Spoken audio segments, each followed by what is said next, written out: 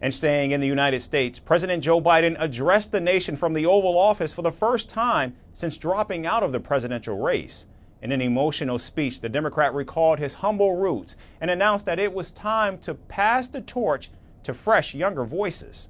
However, the commander-in-chief did list his achievements in detail, saying they merited a second term in office. Here's our report with more about President Biden's address.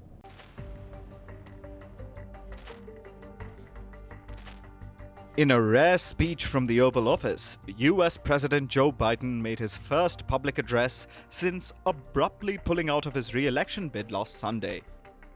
The U.S. president's solemn speech marked the end of his 50-year-long political career. Biden announced that it was time to pass the torch to younger voices, like that of his Vice President Kamala Harris, who he has endorsed as the party's presidential nominee for the 2024 election. However, Biden's mixed feelings about the decision were pretty evident, with him saying that his achievements merited a second term in office and hinting that other Democrats did not feel the same way. You know, in recent weeks, it's become clear to me that I need to unite my party in this critical endeavor.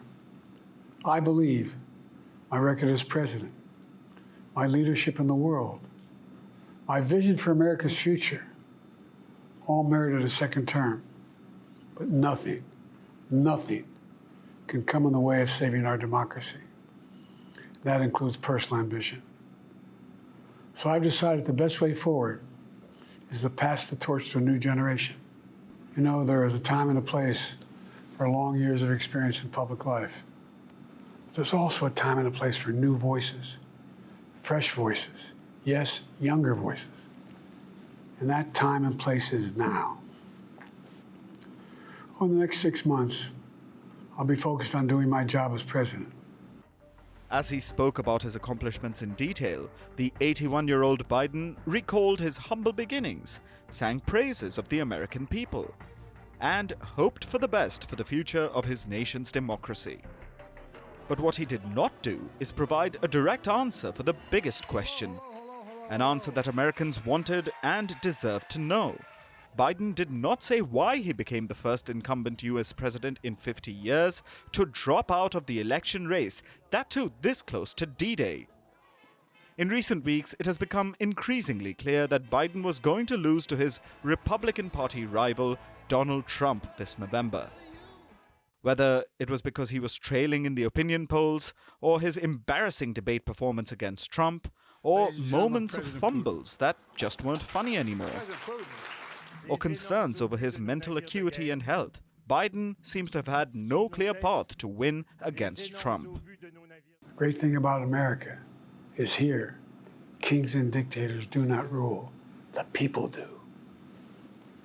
History is in your hands. The power is in your hands. The idea of America lies in your hands. You just have to keep faith, keep the faith. Reports say that Biden made the decision to step aside after his family gave him the nod amid growing pressure. And they did not leave him alone during his emotional speech on Wednesday. Sitting off camera to his left were his wife Jill, his son Hunter, daughter Ashley, and several grandchildren. They were visibly moved as the president reflected on his legacy. Hundreds of Biden's administration aides had gathered at the White House, and many of them were moved to tears and cheers during the address. The speech was also watched across the US in real time, with many residents approving of the president's decision. I don't know, that's all. I just think that it's best for him to just worry about himself right now, his health and his family, and just hope his vice president comes through for us again. And we love you, Joe. Take care of yourself. All right. I think it's probably for the best. I think his cognitive decline has probably made this the right decision for our nation and for himself and his family, so I would support it. Criticizing the president's televised address was Donald Trump, who will now face off against Harris. Trump said that Biden's speech was barely understandable and very bad. Now, in what could be his final Oval Office address, it's understandable that Biden skipped being overly political.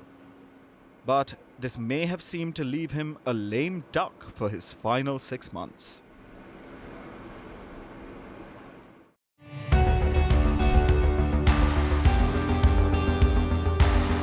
Across continents, one powerful news source. Bringing you diverse perspectives on the issues that matter.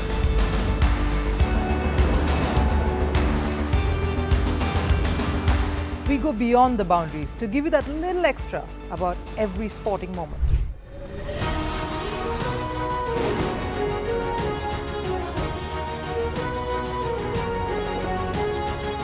So thank you for making Firstpost 5 million strong. We're counting on your support, and you can trust us to bring you the news unfiltered and unvarnished.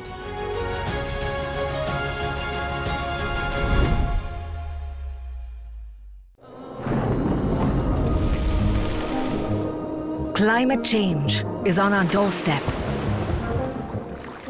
It's time for a revolution to take root. And it starts with 1.4 billion Indians. It starts with one tree for humanity, one tree for Mother Earth, one tree for our future.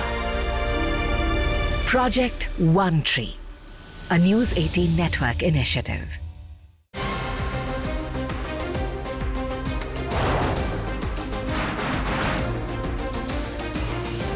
On the show today, the T20 World Cup bandwagon has moved across to the West Indies. What can we expect from this? Hello, I'm Alison Green, coming to you from Durban, South Africa. Today we have a special show. We start with a report on India's shifting nuclear posture. The first time since India officially became a nuclear power. Hello and welcome to Firstpost America.